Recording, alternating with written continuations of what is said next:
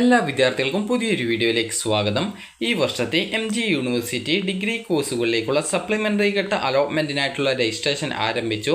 വിദ്യാർത്ഥികൾക്ക് ജൂലൈ 19 വരെ ഓൺലൈനായിട്ട് അപേക്ഷ സമർപ്പിക്കാവുന്നതാണ്.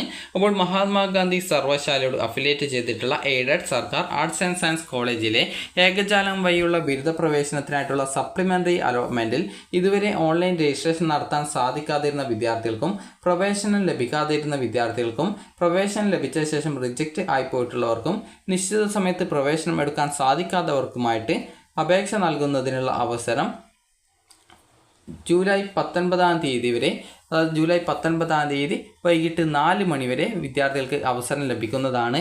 അപേക്ഷകൻ ഓൺലൈൻ അപേക്ഷയിൽ വരുത്തിയ തെറ്റ് കാരണം അലോട്ട്മെൻറ്റ് പരിഗണിക്കപ്പെടാത്തവർക്കും അലോട്ട്മെൻറ്റിലൂടെ ലഭിച്ച പ്രവേശനം എടുക്കാത്ത വിദ്യാർത്ഥികൾ, അതായത് അലോട്ട്മെൻറ്റ് കിട്ടിയിട്ടും എന്നാൽ അഡ്മിഷൻ റദ്ദ് ചെയ്തിട്ടുണ്ടാകും, അതായത് ആ ഒരു അഡ്മിഷൻ എടുക്കാതിരുന്നിട്ടുണ്ടാകും, അങ്ങനെയുള്ള വിദ്യാർത്ഥികൾക്കും അതുപോലെ തന്നെ പ്രത്യേകമായിട്ട് ഫീസ് അടക്കാതെ തന്നെ നിങ്ങളുടെ നിലവിലെ ആപ്ലിക്കേഷനും അതുപോലെ അതായത് ആപ്ലിക്കേഷൻ നമ്പറും പാസ്വേഡും ഉപയോഗിച്ച് cap.mgu.ac.in എന്ന വെബ്സൈറ്റിൽ ലോഗിൻ ചെയ്ത് ഓപ്ഷനുകൾ പുതുതായിട്ട് നൽകാവുന്നതാണ്. സപ്ലിമെൻ്ററി അലോട്ട്മെൻറ്റിൽ പങ്കെടുക്കുന്നവർ പുതുതായിട്ട് ഓപ്ഷനുകൾ രജിസ്ട്രേഷൻ ചെയ്യേണ്ടതാണ്. അതുപോലെ മാനേജ്മെൻറ്റ് കോട്ട, കമ്മ്യൂണിറ്റി കോട്ട, മെറിറ്റ് കോട്ട എന്നീ വിഭാഗങ്ങൾക്കായിട്ടുള്ള പ്രത്യേക ലിങ്കിലൂടെ മാത്രം നിലവിൽ അപേക്ഷിച്ചിട്ടുള്ളവർ തങ്ങളുടെ നിലവിലെ ആപ്ലിക്കേഷൻ നമ്പറും പാസ്വേഡും ഉപയോഗിച്ച് cap.mgu.ac.in എന്ന വെബ്സൈറ്റിൽ ലോഗിൻ ചെയ്യുക. ലോഗിൻ ചെയ്ത ശേഷം അപേക്ഷകന് താൻ നേരത്തെ നൽകിയ അപേക്ഷയിൽ എന്തെങ്കിലും തരത്തിലുള്ള തെറ്റുകൾ കടന്നുകൂടിയിട്ടുണ്ടെങ്കിൽ തിരുത്താവുന്നതും പുതുതായിട്ട് ഓപ്ഷനുകൾ നൽകാവുന്നതും ആണ്. അതുപോലെ സപ്ലിമെൻ്ററി അലോട്ട്മെൻറ്റിൽ പങ്കെടുക്കുന്ന എല്ലാ അപേക്ഷകരും പുതുതായിട്ട് ഓപ്ഷനുകൾ നൽകേണ്ടതാണ്. ഓപ്ഷനുകൾ നൽകിയ ശേഷം അപേക്ഷ സേവ് ചെയ്ത് ഓൺലൈനായിട്ട് സമർപ്പിക്കുക. അതുപോലെ അപേക്ഷയോടൊപ്പം വിദ്യാർത്ഥികൾ, അതായത് ഈ ഒരു അപേക്ഷയുടെയോ അല്ലെങ്കിൽ ഓപ്ഷൻ്റെയോ പ്രിൻ്റ് ഔട്ട് സർവകലാശാലയിലേക്ക് വിദ്യാർത്ഥികൾ നൽകേണ്ടതില്ല.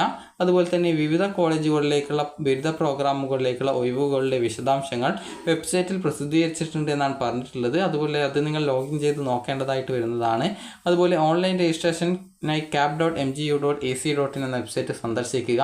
അതുപോലെ സ്ഥിരപ്രവേശനം, അതായത് പെർമനൻറ്റ് അഡ്മിഷൻ എടുത്തിട്ടുള്ള വിദ്യാർത്ഥികൾ സപ്ലിമെൻ്ററി അലോട്ട്മെൻറ്റിൽ അപേക്ഷിക്കുകയും അലോട്ട്മെൻറ്റ് ലഭിക്കുകയും ചെയ്താൽ പുതുതായിട്ട് അലോട്ട്മെൻറ്റ് ലഭിക്കുന്ന ആ ഒരു അലോട്ട്മെൻറ്റിലേക്ക് വിദ്യാർത്ഥികൾ നിർബന്ധമായിട്ടും പ്രവേശനം എടുക്കേണ്ടതാണ്. ഇത്തരക്കാരുടെ മുൻ പ്രവേശനം റദ്ദ് ചെയ്യപ്പെടുന്നതും ആയിരിക്കും എന്നുള്ളത് പ്രത്യേകം ശ്രദ്ധിക്കുക. അതിനാൽ സ്ഥിരപ്രവേശനം എടുത്ത വിദ്യാർത്ഥികൾ ശ്രദ്ധിച്ച് മാത്രം സപ്ലിമെൻ്ററി അലോട്ട്മെൻറ്റിൽ ഓപ്ഷനുകൾ നൽകുക.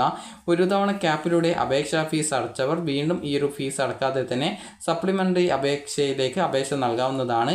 ഭിന്നശേഷിക്കാർക്കായിട്ട് സംവരണം ചെയ്ത സീറ്റുകളിലേക്ക് കമ്മ്യൂണിറ്റി മെറിറ്റ് സീറ്റിലേക്കും 19 വൈകുന്നേരം 4 മണി വരെ ഓൺലൈനായിട്ട് വിദ്യാർത്ഥികൾക്ക് ഈ ഒരു അപേക്ഷ നൽകാവുന്നതാണ്. അപ്പോൾ വിദ്യാർത്ഥികൾക്ക് ഈ ഒരു വീഡിയോ ഉപകാരപ്രദമായിട്ടുണ്ടെന്ന് കരുതുന്നു. അപ്പോൾ രജിസ്ട്രേഷൻ്റെ സ്ലിപ്പ് ഇവിടെ നൽകിയിട്ടുണ്ട്. സ്ലിപ്പല്ല, ഡൗൺലോഡിലുള്ള അപേക്ഷ നൽകാനുള്ള ആ ഒരു ഡീറ്റെയിൽസ് ഇവിടെ നൽകിയിട്ടുണ്ട്, അതായത് ഏത് ലിങ്കാണ് ഉപയോഗിക്കേണ്ടത് എന്നുള്ളത്. അതുപോലെ തന്നെ ഇവിടെ ഓരോ ഡീറ്റെയിൽസും അതുപോലെ തന്നെ മറ്റ് ഡീറ്റെയിൽസ് കൊടുത്തിട്ടുണ്ട്.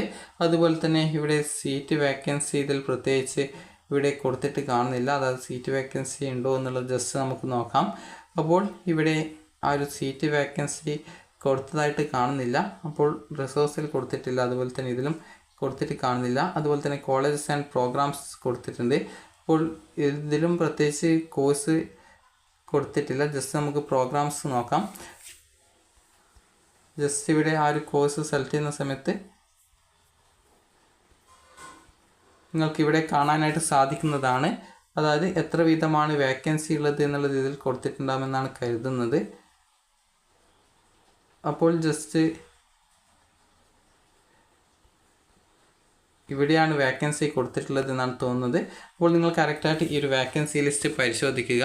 അപ്പോൾ ഇവിടെ വേക്കൻസി ഇവിടെയാണ്, അതായത് ഈ ഒരു പ്രോഗ്രാംസ്, കോളേജസ് ആൻഡ് പ്രോഗ്രാംസ് എന്നുള്ളത് പ്രോഗ്രാംസ് സെലക്ട് ചെയ്യുക. അപ്പോൾ അതിൽ നിങ്ങൾക്ക് ഏതൊക്കെ കോഴ്സുകൾക്കാണ് വേക്കൻസി ഉള്ളത് എന്നുള്ളത് ഇവിടെ കൊടുത്തിട്ടുണ്ട്.